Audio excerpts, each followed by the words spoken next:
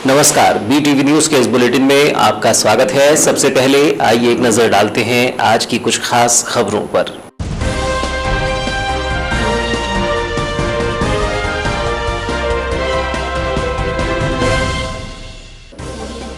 प्राचार्य और शिक्षक की प्रताड़ना से प्रताड़ित शिक्षिका हुई बेसुध। नगर के MLB स्कूल का है मामला। 1 माह से शिक्षिका को मानसिक रूप से किया जा रहा था प्रताड़ित। मीडिया से बचने बहाना बनाती रही प्राचार्य। दबाव बनाते हुए प्राचार्य ने माफी मंगवाकर किया शिक्षिका को अपमानित।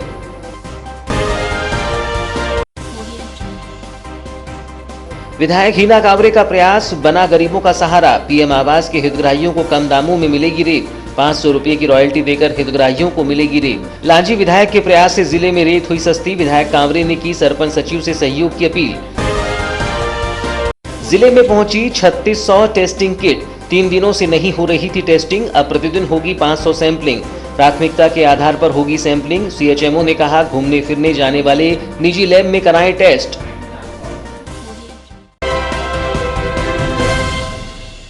और अब समाचार विस्तार से।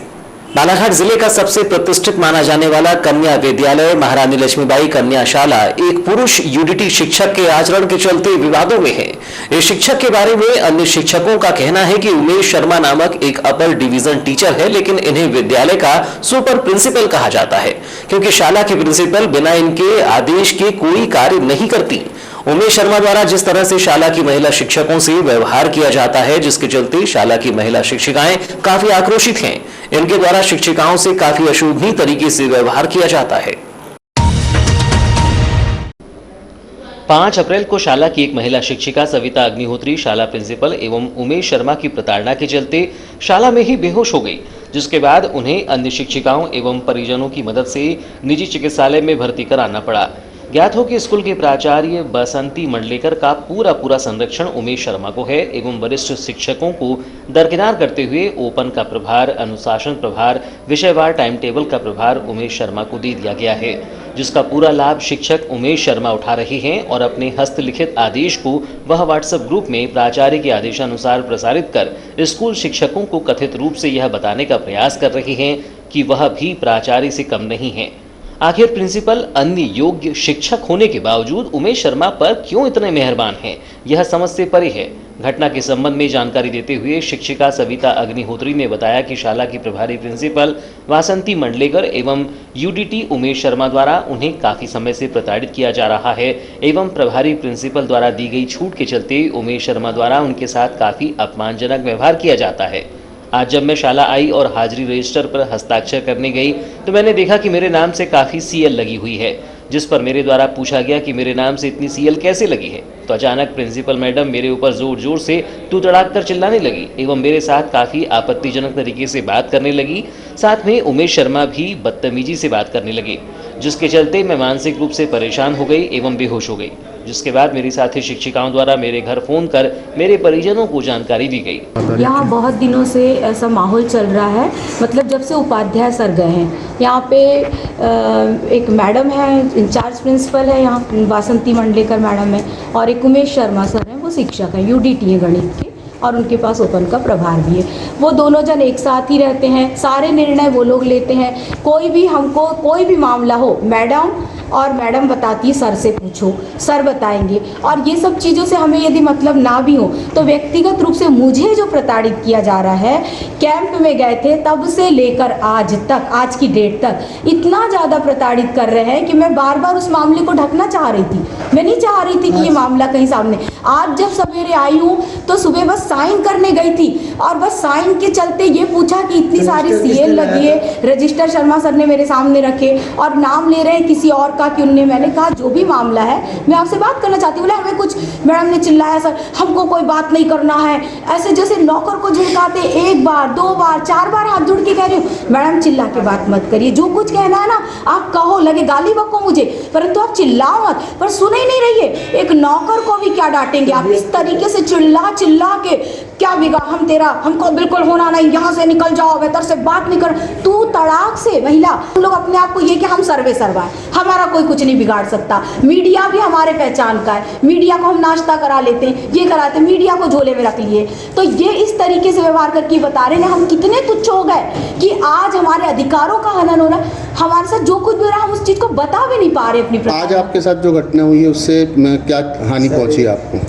हमको ये हानि पहुंची कि मैं तो इतनी मानसिक रूप से प्रताड़ित हुई, मैं इतना पूरा शरीर कांप गया, मुझे ऐसा लगा मैं ये पूरी मैडम लोगों ने मुझे बहुत संभाला, पूरे लोग ने बोले, मैं पकड़ पकड़ के मेरे को ऐसा लगने लगा कि मैं अपने आप को, मेरा ब्रेन फट जाएगा, कि मैं अपने आप को पत्थर मार लूंगी, पूरे पागल जैसे, पागल की स्थिति होती है, पूरा पागल जैसे। और अभी भी लग रहा है। क्यों प्रताड़ित किया जा रहा है? वही बस कि हम उनके अंडर में नहीं है, हम जैसे कि सब लोग जैसे जी हाँ बोलते हैं उनके काम को, और हमारा हम ना भी नहीं बोलते हाँ भी नहीं, हम न्यूट्रल बने हुए, हम अपना काम करते हैं, वो चाहते हैं कि हमारी चापलूसी करें। कब से प्रताड़ित? क्योंकि उमेश शर्मा द्वारा समय समय पर अपनी पहुंच की धमकी देकर कहा जाता है कि मैं मंत्री और विधायक को अपनी जेब में रखता हूं और कभी भी तुम लोगों को बाहर करवा दूंगा, एवं प्रिंसिपल का भी उन्हें पूरा बृहद हस्त प्राप्त है, जिसके चलते अन्य शिक्षिकाएं कुछ भी कहने से डरती हैं।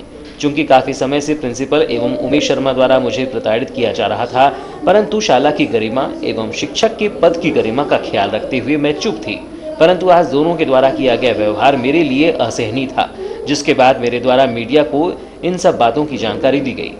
शिक्षिका सविता अग्निहोत्री ने आगे जानकारी देते हुए बताया कि मैं शाला में एनएसएस की प्रभारी हूं एवं शासन के आदेशानुसार मेरे द्वारा ग्राम देवटोला में एनएसएस का शिविर लगाया गया था, जिसमें प्रभारी प्राचार्य एवं उमेश शर्मा भी आए थे, जहां पर भी इनके द्वारा उपस्थित बच्चों के समक्ष मेरे साथ दुर्व्यवहार किया गया एवं कहा गया कि तुमने हमारा उचित सम्मान नहीं किया, जिसके बाद प्रभारी प्राचार्य बासंती मंडलेकर द्वारा मुझे उमेश शर्मा से जबरन माफी मांगने के लिए दबाव बनाया गया एवं मुझे दबाववश माफी मांगनी पड़ी।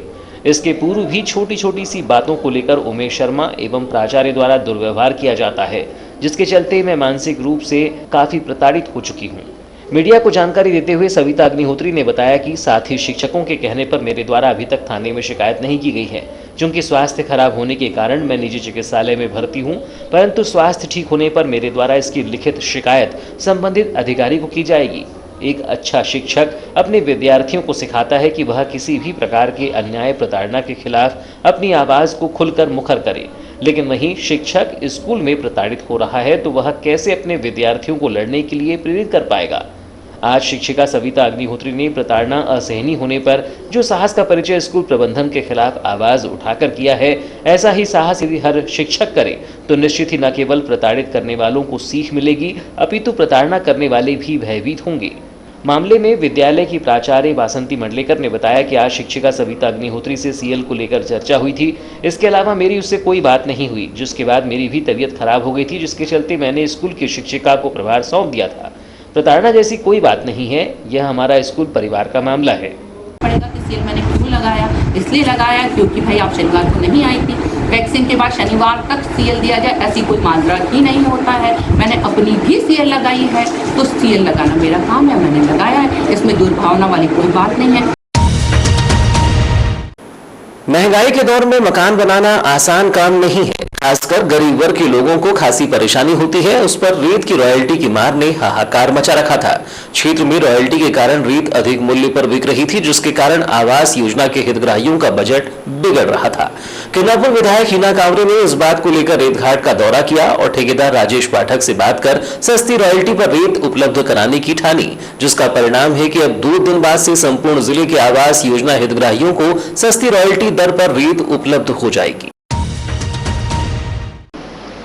उल्लेखनीय है कि 26 मार्च को विधायक हिना कांवरे ने कोचेवाही और कड़कना रेत घाट का दौरा किया था, जिसके बाद 3 अप्रैल को लांजी ब्लॉक कांग्रेस अध्यक्ष अजय अवसरे द्वारा कोचेवाही घाट पहुंचकर जायजा लिया गया था। जिले के सभी स्वीकृत घाटों से लाई जाने वाली रेत प्रति ट्रैक्टर 1300 रुपये रॉयल्टी पर मिल रही थी और ये गरीब जनता की जेब पर भारी पड़ रहा था। प्राप्त जानकारी के अनुसार लांजी किरनापुर विधायक हिना कांवरे के प्रयास से प्रधानमंत्री आवास योजना के हितग्राहियों को प्रति ट्रैक्टर 500 रुपये की रॉयल्टी से रेत उपलब्ध हो पाएगी। विधायक हिना कांवरे के इस प्रयास के चलते गरीबों के आशियाने को जो सहारा मिला है वो अभूतपूर्व है, तो वहीं रेत परिवहन करने वालों से भी कम मुनाफे में सस्ती रेत उपलब्ध कराने की अपील विधायक हिना कांवरे द्वारा की गई है। इस संबंध में विधायक हिना कांवरे ने बताया कि उन्होंने रेत ठेकेदार राजेश पाठक से इस बारे में बात की, जिसके कारण अब गरीबों को रेत के भारी मूल्य का भुगतान नहीं करना पड़ेगा। रॉयल्टी में लगभग 800 रुपये की कमी होने से ये रेत कम दाम में हितग्राहियों को उपलब्ध हो पाएगी और घर बनाने के कार्य में तेजी आएगी। हालांकि आवास योजना के अतिरिक्त अन्य लोगों के लिए वर्तमान रॉयल्टी रेट ही लागू रहेगा, जिसे भी कम करने के लिए विधायक सुश्री कावरे के द्वारा ठेकेदार राजेश पाठक से कहा गया है, ताकि आम जनता रेत के दाम के बोझ तले ना दबे, जिस पर ठेकेदार पाठक द्वारा रियायत देने की बात कही गई। इस संबंध में विधायक हिना कावरे ने सभी ग्रामों के सरपंच और सचिवों से सहयोग की अपील करते हुए कहा कि अपने ग्राम के प्रधानमंत्री आवास योजना के हितग्राहियों की हस्ताक्षर और मुहर लगी सूची अपने निकटतम स्वीकृत रेत घाट तक पहुंचाए, ताकि ठेकेदार हितग्राहियों को पर्याप्त निर्धारित मात्रा में उपरोक्त मूल्य पर रेत दिला सके। उन्होंने कहा कि मामले में रेत घाट का मैंने दौरा किया तो पाया कि 1300 रुपये तक रॉयल्टी वसूली जा रही है। ये भारी रकम थी, विशेषकर उन लोगों के लिए जो प्रधानमंत्री आवास योजना के तहत मकान बना रहे थे। रेत के मूल्य पर काफी हाहाकार मचा हुआ था, जिसे देखते हुए मैंने सीमांकन के साथ ही सस्ती रेत के लिए जिला कलेक्टर और ठेकेदार से चर्चा की तो उन्होंने 500 रुपये प्रति ट्रैक्टर रॉयल्टी देने पर सहमति जताई है। हालांकि इसके लिए आवास योजना के हितग्राहियों को योजना से संबंधित प्रमाण प्रस्तुत करना पड़ेगा, जिसके बाद ठेकेदार अथवा उनके कर्मचारियों के द्वारा उक्त दर पर रेत उपलब्ध हो पाएगी। इसके अलावा मैं रेत परिवहन कर रहे ट्रैक्टर मालिकों से भी अपील करती हूँ कि वे कम से कम दाम पर गरीबों के लिए किराया लें, ताकि हितग्राहियों को सस्ती रेत उपलब्ध हो सके। साथ ही इसके अलावा भी रॉयल्टी कम करने के लिए कहा है। उम्मीद है जल्द ही सभी को कम दाम में रेत उपलब्ध हो पाएगी। मामले में लांजी ब्लॉक कांग्रेस अध्यक्ष अजय अवसरे ने कहा कि रेत घाटों से मिलने वाली महंगी रेत पर भी राजनीति गर्म थी और इसे जनहित में बताया जा रहा था, लेकिन किसी को इस बात की परवाह नहीं थी कि गरीब और आमजन रॉयल्टी को लेकर कितना परेशान है। क्षेत्र की विधायक ने रॉयल्टी पर अपना पक्ष मजबूती से रखते हुए रॉयल्टी में जो कमी करवाई है वो अब तक कोई नहीं करवा पाया। इसके लिए क्षेत्र ही नहीं वरन संपूर्ण बालाघाट जिला उनका आभारी है। कम दाम में रेत सिर्फ प्रधानमंत्री आवास योजना के हितग्राहियों को ही उपलब्ध हो पाई है, लेकिन विधायक महोदया द्वारा अन्य आमजन के लिए भी रॉयल्टी कम करने को कहा गया है, जिस पर ठेकेदार राजेश पाठक द्वारा सकारात्मक स्वीकारोक्ति दी गई है। उम्मीद है कि गरीबों के साथ ही अन्य आमजन को भी जल्द ही कम मूल्य पर रेत उपलब्ध हो पाएगी। कुछ दिन पहले विधायक जी ने सभी अधिकारियों और माननीय अधिकारियों के साथ पूरे घाटों का दौरा किया था। उनके पास विगत दिनों से कई ग्रामीणों की मांग आ रही थी प्रधानमंत्री आवास योजना के तहत, और ग्रामीणों की मांग आ रही थी कि अधिक रॉयल्टी की वजह से हमें मकान बनाने में काफ़ी दिक्कत हो रही है। उसके चलते आज विधायक हिना कावरे जी द्वारा जिला कलेक्टर और कलेक्टर से आपस में चर्चा कर निर्णय ये लिया गया है कि प्रधानमंत्री आवास के जितने भी जिले के बालाघाट जिले में समस्त हितग्राहियों को 500 रुपये में ट्राली में रेत देने की बात हुई है। इतना ही नहीं, और भी जो 1200-1300 रुपये जो रॉयल्टी आम पब्लिक को मिल रही है उसमें भी ठेकेदार द्वारा रियायत देने की बात कही गई है। ये बहुत अच्छा कदम है और ये सभी हमारे गरीब जनता लांजी क्षेत्र की जो और बालाघाट जिले के प्रधानमंत्री आवास के उनको सीधा लाभ मिलेगा। इसके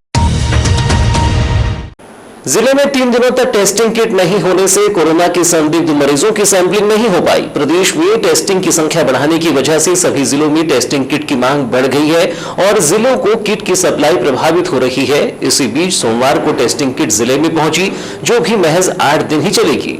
इसी बीच राज्य शासन के निर्देश पर अब सैंपलिंग की रफ्तार में तेजी की जा रही है, जिसमें 500 सैंपल प्रतिदिन किए जाने का लक्ष्य है। इस संबंध में मुख्य चिकित्सा एवं स्वास्थ्य अधिकारी डॉक्टर मनोज पांडेय ने बताया कि बालाघाट जिले में टेस्टिंग किट नहीं होने से सैंपलिंग नहीं हो पाई, जबकि प्रदेश में कोरोना के बढ़ते प्रभाव को लेकर टेस्टिंग बढ़ाने के निर्देश भी दिए गए हैं और यही वजह है कि जिलों में टेस्टिंग किट की मांग बढ़ गई है। बालाघाट जिले के लिए राज्य शासन से RT-PCR के लिए 3600 और 450 रैपिड एंटीजन टेस्टिंग किट पहुंची है। उन्होंने बताया कि बालाघाट जिले में भी अब प्रतिदिन की जा रही सैंपलिंग को तेज किया जा रहा है। अब तक फीवर क्लिनिक में पहुंचने वालों में से 300 संदिग्धों की जांच होनी थी, जिसे बढ़ाकर 500 सैंपलिंग प्रतिदिन किया गया है। टेस्टिंग प्रभावित हुई है, तो अभी क्या स्थिति है? अभी कल हमको 450 जो है ये रैपिड एंटीजन टेस्ट किट प्राप्त हुई है और 3600 हमको VTM प्राप्त हुई है। और मैं आपको यहाँ बताना चाहूँगा कि पहले हमारा जो डेली का लक्ष्य था, वो प्रतिदिन का जो लक्ष्य था वो 300 सैंपल का था, जिसमें कि हमको 30% रेट से और बाकी 70% हमको VTM से अथवा RT-PCR करना रहता था। तो अभी जो है वो टारगेट हमारा बढ़ा दिया है और टारगेट हमारा लगभग 500 कर दिया है। तो 500 का टारगेट कर दिया है, तो इससे ये हो गया है कि अब हम अगर 30% देते हैं 500 का, तो वो लगभग हो जाएगा हमारा ये आ जाएगा लगभग 100 के आसपास। और जो ये अपन लेंगे अपना रेट बीटीएम जो करेंगे लगभग 400 के आसपास, 350 के आसपास आएगा, 350 150 ऐसे के लगभग रहेगा। तो इस प्रकार से अब हमको 500 टेस्ट करके रोज़ भेजना है। और इसके लिए हमने अपने जो फीवर क्लिनिक में जो हमारे प्रभारी हैं उनको निर्देशित कर दिया है। तो फीवर क्लिनिक जहाँ 10 जगह हैं और अब ये 11वां फीवर क्लिनिक जो लामटा का जो बीच में बंद कर दिया गया तो उसे पुनः चालू किया जा रहा है। इस प्रकार हम सब जगह मिला करके 500 टेस्ट का लक्ष्य पूरा कर लेंगे। जहां एक और जिला प्रशासन टेस्टिंग की रफ्तार को बढ़ा रहा है, वहीं ऐसे लोगों की भी भरमार है जो जिले से बाहर या अन्य प्रदेशों से घूमने फिरने या फिर व्यक्तिगत कार्य से जाना चाहते हैं और उन्हें कोरोना की जांच रिपोर्ट की आवश्यकता है। ऐसे लोगों से मुख्य चिकित्सा एवं स्वास्थ्य अधिकारी डॉक्टर मनोज पांडेय ने कहा कि उनके लिए निजी पैथोलॉजी में सशुल्क जांच की सुविधा है। शासकीय तौर पर ऐसे लोग टेस्टिंग ना कराएं। अब टेस्टिंग में उन्हीं को प्राथमिकता दी जाएगी जो संदिग्ध हैं और गंभीर रूप से बीमार हैं। सर्टिफिकेट लेकर आओ। हाँ, ये आपका कहना सही है। क्या है कि कुछ लोगों को यात्रा करना है अथवा कुछ लोगों को प्लेन में चलना है, कुछ लोगों को कहीं उसमें जाना है, अपनी उपस्थिति देना है। तो हमारी प्रायोरिटी जो हमारी प्राथमिकता फीवर क्लिनिक्स में उन व्यक्तियों की होगी जो व्यक्ति संदिग्ध हैं, अर्थात जो सर्दी खांसी अथवा बुखार से पीड़ित हैं, जिनकी सांस फूल रही है। तो ऐसे व्यक्तियों का हम टेस्ट पहले करेंगे बजाय ऐसे व्यक्ति को कि जिनको यात्रा करना है और उनको आवश्यक है कि RT-PCR की जांच कराना। ऐसे व्यक्तियों को अगर बहुत ज़रूरी है तो जा कर के अभी प्राइवेट लैब का भी कलेक्शन सेंटर यहाँ बालाघाट में खुल गया, वहाँ जा कर के अपनी जांच कराएं और ये व्यवस्था उसी लिए की गई। हमारे फीवर क्लिनिक में हम उन्हीं व्यक्तियों को प्राथमिकता देंगे जो कि संदिग्ध। शहरी क्षेत्र में निजी पैथोलॉजी लैब में कोरोना संक्रमितों की जांच होने पर असुरक्षा को लेकर केशर प्लाजा कॉम्प्लेक्स के व्यापारियों ने विरोध जताया था, जिसके बाद जिला प्रशासन ने भी यह माना है कि शहरी एवं अधिक भीड़भाड़ वाले स्थान पर कोरोना जांच पैथोलॉजी लैब होना उचित नहीं है। इसी मसले को BTV ने व्यापारियों की आवाज को उठाया था और नतीजतन अब जिला प्रशासन किसी ऐसे स्थान का चयन कर रहा है जहां निजी लैब का संचालन सुरक्षित तरीके से किया जा सके। रविवार को शहरी क्षेत्र केशर प्लाजा कॉम्प्लेक्स में कोरोना संक्रमितों की जांच के लिए निजी पैथोलॉजी लैब खुलने के साथ ही व्यापारियों का गुस्सा फूट पड़ा, जिन्होंने यहां लैब खुलने से कोरोना संक्रमण बढ़ने की आशंका जताते हुए असुरक्षा की भावना को प्रकट किया था। व्यापारियों का कहना था कि यहां भीड़ लगी रहेगी तो किसी भी संक्रमित के संपर्क में आकर आसपास के व्यापारी और कर्मचारी भी कोरोना संक्रमित हो सकते हैं। ऐसे में यहां लैब खोला जाना उचित नहीं होगा, जिस पर BTV ने व्यापारियों की आवाज बुलंद करते हुए खबर दिखाई थी और प्रशासन को आगाह किया था कि भीड़ भाड़ वाले और व्यापारिक क्षेत्र में कोरोना जांच के लिए निजी लैब खोलना ठीक नहीं होगा। इसी मामले पर प्रशासन ने भी स्वीकार किया कि शहरी क्षेत्र में निजी पैथोलॉजी को कोरोना संक्रमितों की जांच की अनुमति नहीं दी जानी चाहिए थी। नतीजतन प्रशासन द्वारा अब अन्यत्र ऐसे स्थान का चयन किया जा रहा है जहां सुरक्षित तौर पर कोरोना से संबंधित जांच पैथोलॉजी के माध्यम से की जा सके। उल्लेखनीय है कि जिला प्रशासन ने सुविधा के तौर पर गोंदिया जिले की मनीषा पैथोलॉजी, जिसे केशर प्लाजा कॉम्प्लेक्स में खोला गया है, उसे निजी तौर पर संदिग्धों की जांच की अनुमति दी थी। जिला चिकित्सालय में कोरोना टेस्ट की रिपोर्ट आने में देर होने के कारण बाहर आने जाने वाले लोगों को परेशानियों का सामना करना पड़ता था। ऐसे जरूरतमंद लोगों को कोरोना टेस्ट की सुविधा सुलभ कराने के लिए वैकल्पिक व्यवस्था है। इस प्राइवेट पैथोलॉजी लैब में रैपिड एंटीजन टेस्ट के लिए 700 रुपये का शुल्क रखा गया है और RT-PCR टेस्ट के लिए 1100 रुपये का शुल्क रखा गया है। बता दें कि निजी पैथोलॉजी लैब खुलने के बाद से शहरी क्षेत्र में होने की वजह से इसका विरोध सामने आ रहा है। इसके पूर्व जिस स्थान का प्रशासन ने चयन किया था वहां विरोध होने पर इसे केशर प्लाजा में खोला गया और अब यहां व्यापारियों को दिक्कतें होने पर इसे अन्यत्र स्थान पर शिफ्ट किए जाने की तैयारी है।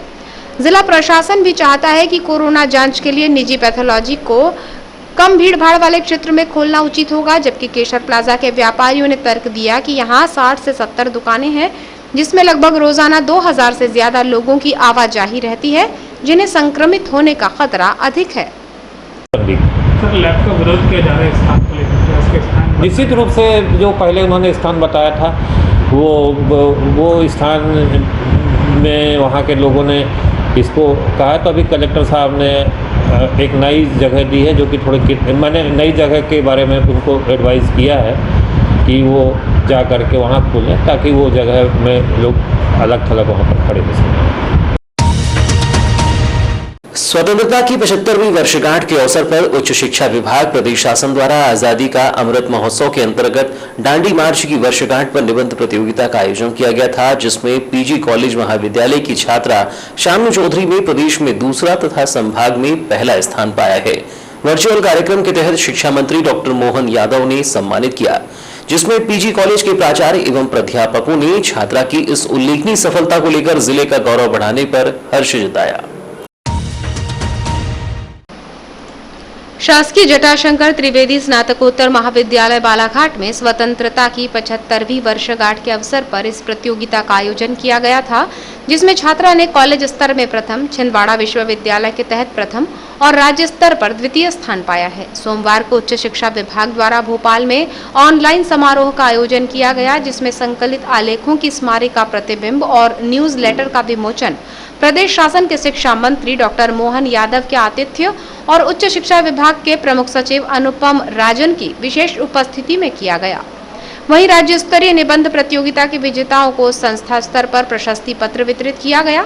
इस समारोह में प्रदेश के सभी महाविद्यालयों की वर्चुअल समारोह के तहत सहभागिता रही। इसी के तहत पीजी कॉलेज में एमए द्वितीय सेमेस्टर राजनीति शास्त्र की छात्रा शानू चौधरी, संस्था के प्राचार्य डॉक्टर गोविंद सिरसाटे द्वारा प्रशस्ति पत्र देकर उन्हें सम्मानित किया गया। शालू ने बताया कि उसे निबंध जैसे विषय पर शुरुआत से ही खासी रुचि रही है और यही वजह थी कि उसने इस प्रतियोगिता में हिस्सा लिया और अब कॉलेज स्तर और इसके बाद यूनिवर्सिटी में सफल हुई तो फिर उम्मीद बंधी कि राज्य स्तर में भी वो कामयाब हो सकती है।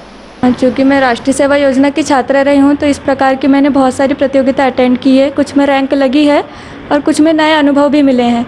उसी प्रकार की ये प्रतियोगिता हुई और इसमें मैंने पार्टिसिपेट किया और ये निरंतर 4 स्तरों में हुई। 4 स्तरों में मुझे सफलता मिली है और राज्य स्तरीय में मेरा द्वितीय स्थान लगा है, तो बहुत ही ये मेरे लिए गौरवान्वित पल है और इसके लिए मैं समस्त महाविद्यालय परिवार को बहुत बहुत धन्यवाद देना चाहती हूँ। निबंध प्रतियोगिता कैसी थी, क्या किस विषय पर आधारित थी और कैसा उसको आपको लिखने का अनुभव रहा उसमें? निबंध प्रतियोगिता 4 स्तर पर हुई है। सबसे पहले महाविद्यालय स्तर पर, फिर जिला स्तरीय, फिर यूनिवर्सिटी लेवल पर और फिर राज्य स्तरीय। 4 स्तरों में इसके टॉपिक्स अलग अलग रहे हैं। तो राज्य स्तरीय में इसका टॉपिक था दांडी यात्रा की तात्कालिक प्रासंगिकता एवं वर्तमान में उपादेयता।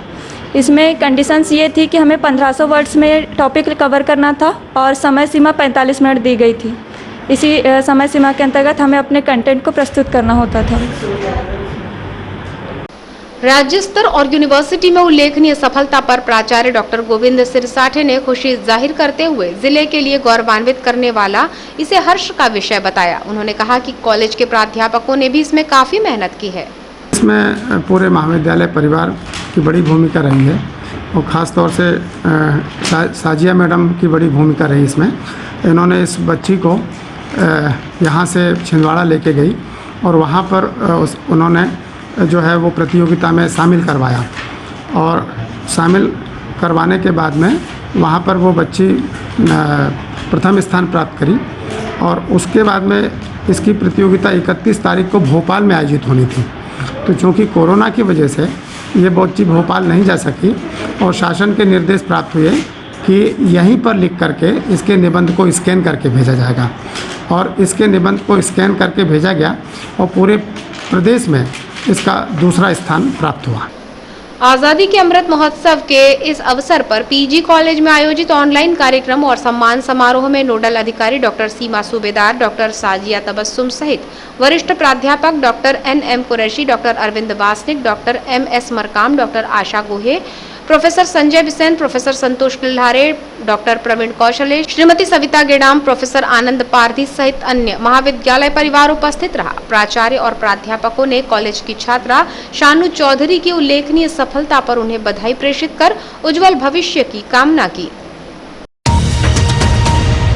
तो ये थी अब तक की खबरें। नई खबरों के साथ एक बार फिर हम हाजिर होंगे। तब तक के लिए दीजिए इजाजत। नमस्कार।